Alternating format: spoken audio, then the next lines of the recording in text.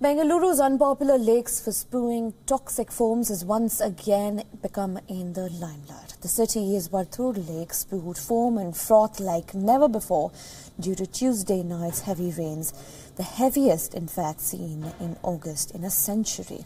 Foam caused by toxic chemicals and untreated sewage rose to more than 10 feet near the Varthur-Kodi junction.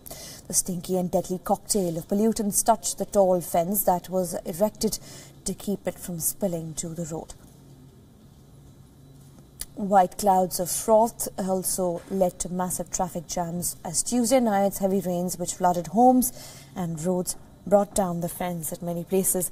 Varthur Lake is spread over 445 acres of land. It is one of Bengaluru's two biggest lakes, in fact suffocated by a steady stream of pollutants from factories and untreated sewage.